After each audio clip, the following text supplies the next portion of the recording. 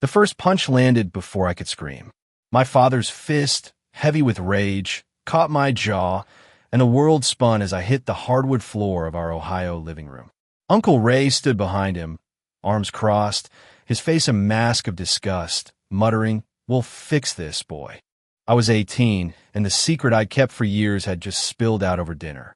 A careless moment, a photo of me and Ethan holding hands at the county fair, left on my phone screen. My father, John, a stoic mechanic with hands like iron, saw it first.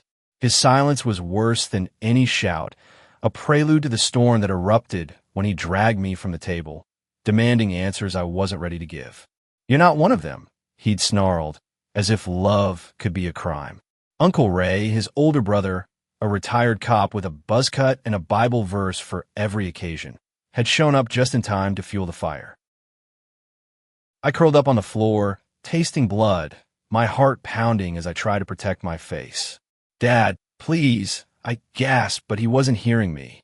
To him, I wasn't his son anymore, just a betrayal of everything he'd raised me to be. Mom was upstairs, probably crying, too scared to intervene. She never could stand up to him. "You think you can bring that filth into my house?" Dad roared, looming over me. Uncle Ray nodded, like this was some righteous crusade. "We're taking you somewhere to sort you out, Caleb. You're not too old to be fixed." Fixed. The word cut deeper than the bruises. They meant conversion therapy, some backwoods camp, where they try to break me, make me someone I wasn't. I'd heard stories, kids coming back hollow, or not coming back at all. Panic clawed at my chest, but I clung to one thought. Ethan.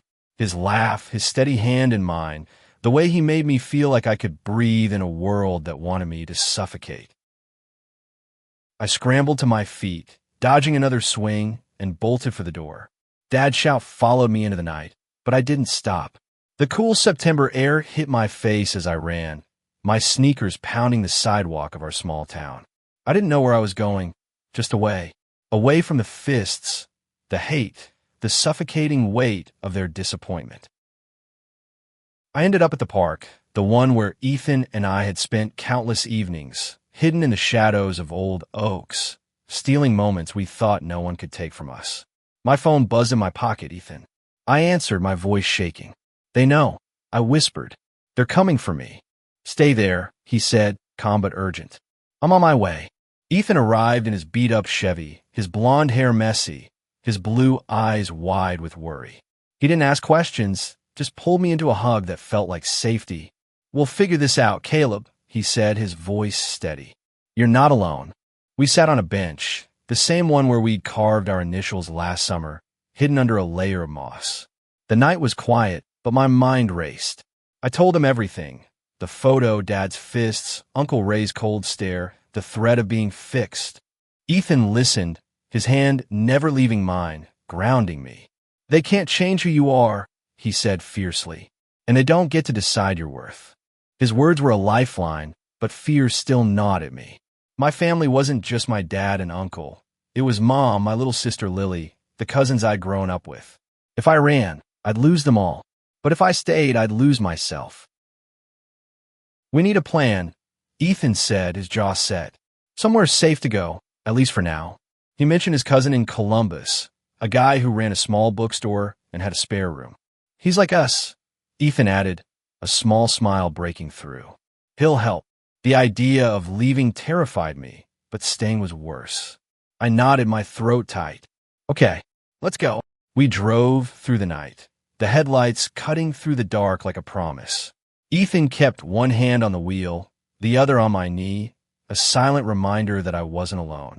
But as the miles stretched on, I couldn't shake the image of Dad's face, twisted with anger, or Uncle Ray's voice, calling me a mistake.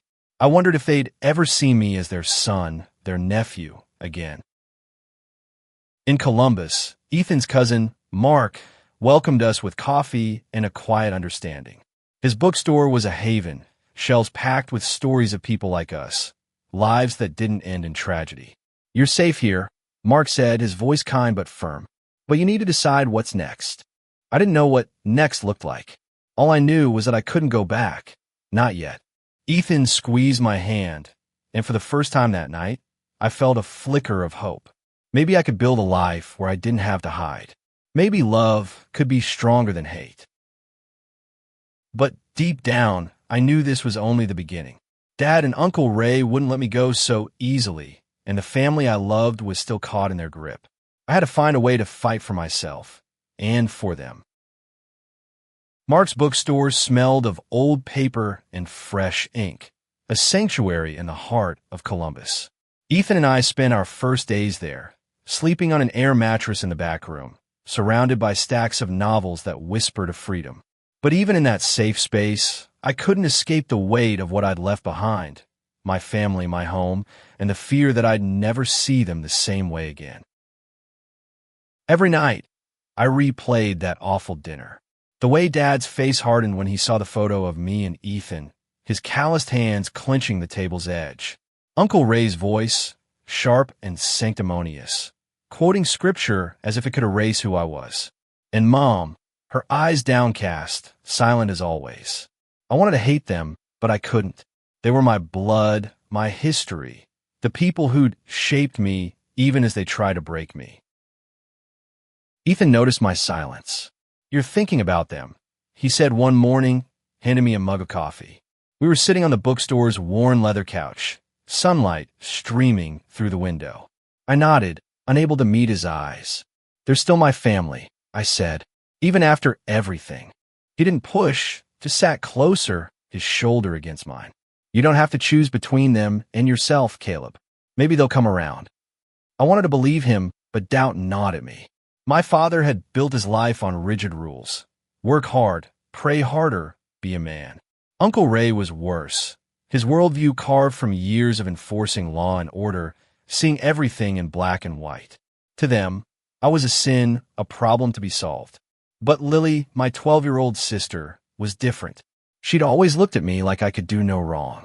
I wonder what she thought now, if Dad had told her I was gone. Mark helped us settle in, but he was clear, we couldn't stay hidden forever. "You need to face this, Caleb," he said one evening, wiping down the counter after closing the store. "Running's a start, but it's not a life. You've got to decide what you're fighting for." He was right, but the thought of confronting Dad and Uncle Ray made my stomach churn. Instead, I focused on the present.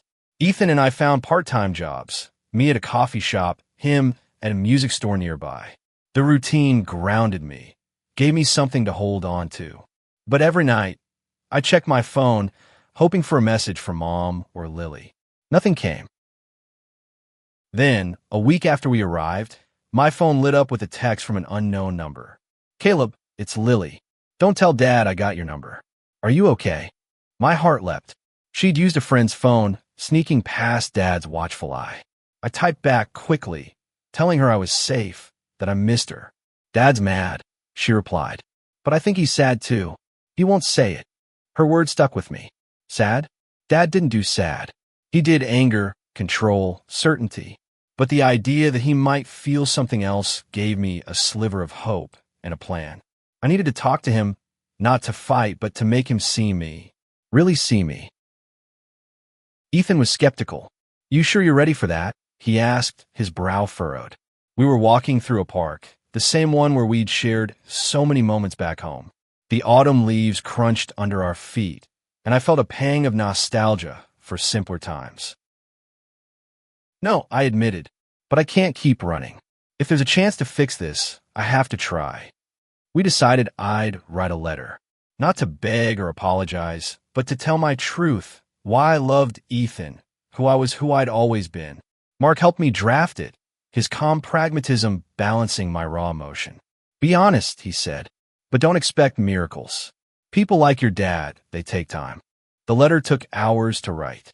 I poured everything into it, my fear, my love, my hope that we could be a family again. I wrote about Ethan, how he made me feel whole, how love wasn't something to be fixed. I mailed it to Mom, hoping she'd read it first, maybe soften Dad's heart. Days passed with no response. I threw myself into work, trying to ignore the ache in my chest. Ethan was my rock, always there with a joke or a touch to pull me back from the edge. But the silence from home was deafening. Then, one evening, as Ethan and I closed the coffee shop, A familiar truck pulled into the parking lot. My heart stopped. It was Dad's. He stepped out, alone, his face unreadable. I braced myself, expecting another fight, but he just stood there, holding an envelope. My letter. "Caleb," he said, his voice rough. "We need to talk." Dad stood in the dim parking lot, his silhouette framed by the streetlights. The envelope in his hand was creased, like he'd held it too tightly, read it too many times. I wanted to run, but Ethan's hand on my arm kept me grounded. "You've got this," he whispered, stepping back to give us space. I walked toward Dad, my heart hammering. "You got my letter," I said, my voice steadier than I felt. He nodded, his jaw tight. "Your mother made me read it. Said I owed you that much." His eyes, usually hard as steel, flickered with something I couldn't place. Anger, maybe, or something softer. "You really believe all that? That this thing with Ethan is who you are?" "It's not a thing, Dad," I said, fighting to keep my voice even. "It's love. It's me." He looked away, his hands clenching into fists, then loosening. "I didn't raise you for this," he said, quieter now. "I thought I knew you, Caleb. Thought I was doing right by you." "You did," I said, surprising myself. "You taught me to be honest, to work hard, to stand up for what matters. That's why I'm here, telling you the truth." He didn't respond, just stared at the ground. The silence stretched, heavy with years of unspoken expectations. Finally, he spoke. "Ray thinks I should drag you back. Says there's places that can change you." My stomach twisted. "And you? What do you think?" He met my eyes, and for the first time, I saw uncertainty. "I don't know," he admitted, "but I didn't come to fight. I came to understand." It wasn't an apology, but it was something. A crack in the wall he'd built between us. We talked for an hour, sitting on the tailgate of his truck. I told him about Ethan, about the fear of losing my family, about the hope I still carried. He listened, mostly silent, but he didn't interrupt. When I finished, he said, "I need time, Caleb. It's hard." "I know," I said, "but I'm still your son." He nodded, almost imperceptibly, and drove off into the night. I felt lighter but not free. There was still Uncle Ray, still Mom's silence, still Lily's worried texts. And I knew Dad time might not lead where I hoped. Back at the bookstore, Ethan was waiting, his relief palpable when I told him what happened. "He didn't hit you," he said, half joking. "That's progress." I laughed, but it was hollow. Progress was fragile, and Uncle Ray was still out there, a looming shadow. The next day, I got another text from Lily. "Uncle Ray's asking where you are. Be careful." Fear crept back in. Ray wasn't like Dad. He didn't waver. If he found me, he'd make good on his threat to fix me. Ethan and I decided to lay low, sticking to the bookstore and avoiding our usual haunts. Mark suggested we reach out to a local support group for LGBTQ youth, a place where we could find allies, maybe even legal help if things escalated. The group met in a community center, a mix of kids like us, some with stories worse than mine. One guy, Alex, had been kicked out at 16, surviving on the streets until he found shelter. His resilience gave me strength. "Family's not just blood," he said. "It's the people who choose you." Those words stuck with me. Ethan was my family now, and Mark, and maybe these strangers who understood what it meant to fight for yourself. But I still wanted my old family back, Dad, Mom, Lily. I just didn't know if they wanted me. A week later, trouble found us. Ethan and I were walking home from the coffee shop when a car slowed beside us. Uncle Ray's voice cut through the dusk. "Get in, Caleb. We're done playing games." My blood ran cold. Ethan stepped in front of me, his voice steady. "He's not going anywhere with you." Ray got out, his bulk intimidating in the fading light. "This doesn't concern you, kid," he said to Ethan, his eyes locked on me. "Caleb, you're coming with me. There's a place in Indiana that'll set you right." "No," I said, my voice shaking but firm. "I'm not broken." Ray's face darkened, and he took a step closer. Ethan didn't budge, but I saw his hands tremble. We were outmatched, and Ray knew it. But then headlights flashed behind us, Mark's car. He'd been keeping an eye out, sensing trouble. "Everything okay here?" he called, stepping out. Ray hesitated, sizing Mark up.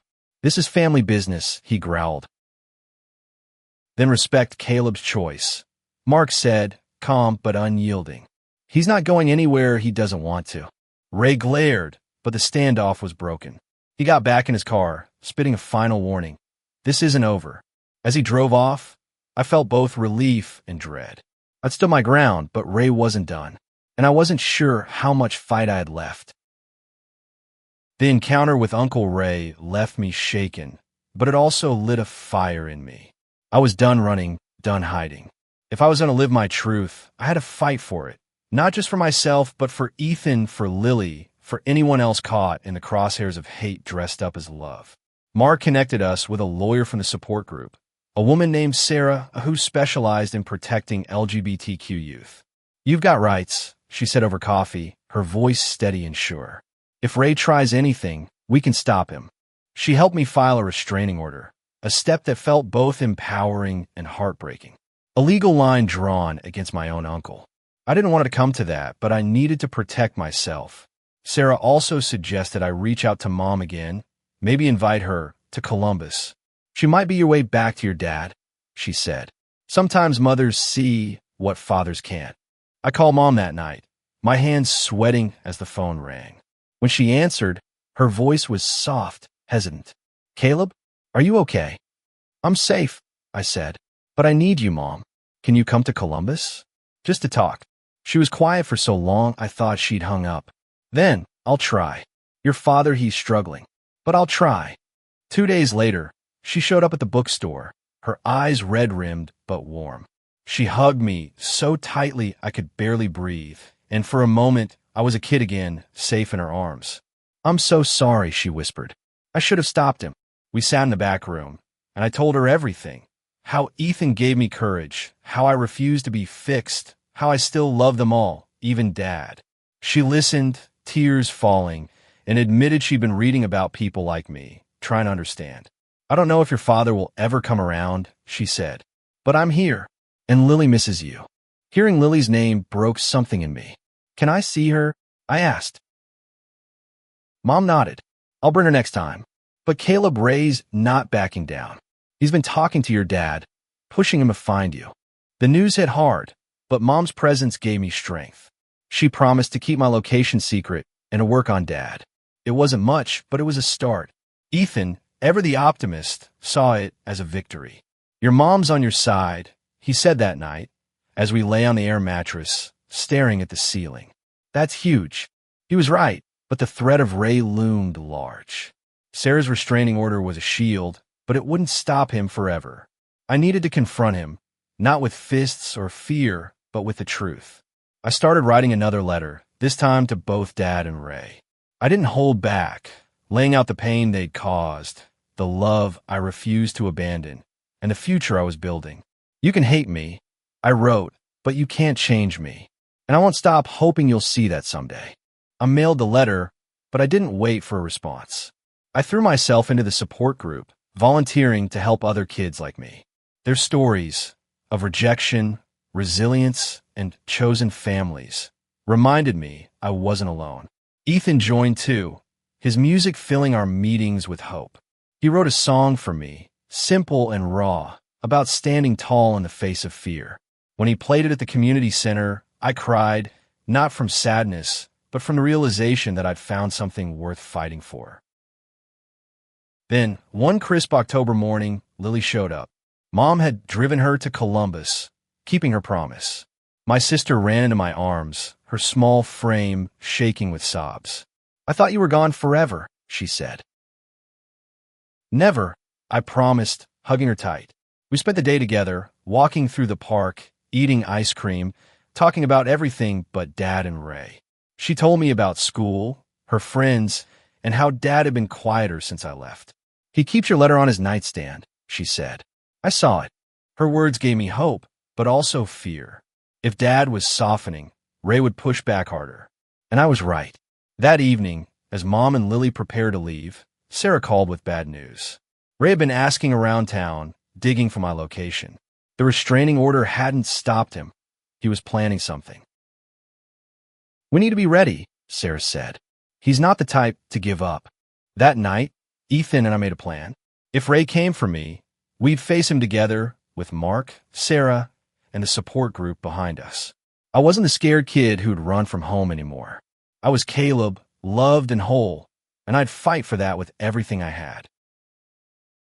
The confrontation came sooner than I expected. It was a chilly November evening, and Ethan and I were closing the bookstore when Ray's car pulled up. He wasn't alone.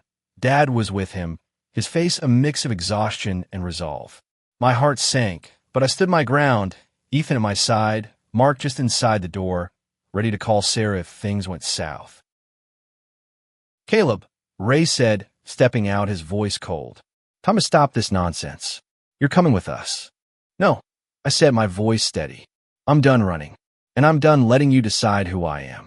Ray's eyes narrowed, but Dad put a hand on his arm. "Ray, let me handle this." He turned to me, and for the first time, I saw something like regret in his eyes. "I read your second letter," he said. "Every word." I waited, bracing for the worst. But instead of anger, he sighed. "I don't understand you, Caleb. I don't know if I ever will. But your mother, Lily, they need you. And he faltered, his voice breaking. "I don't want to lose my son." It wasn't acceptance, not fully, but it was a start. Ray, though, wasn't having it. "John, you can't let him do this," he snapped. "He's spitting on everything we believe." Dad turned on him, his voice sharp. "He's my son, Ray, not yours. And I'm done letting you call the shots." The air crackled with tension. Ray's face reddened, but he backed down, muttering under his breath as he got back in the car. Dad stayed, looking at me, then at Ethan. "This is him?" he asked, nodding toward Ethan. "Yeah," I said, my voice soft but proud. "This is Ethan."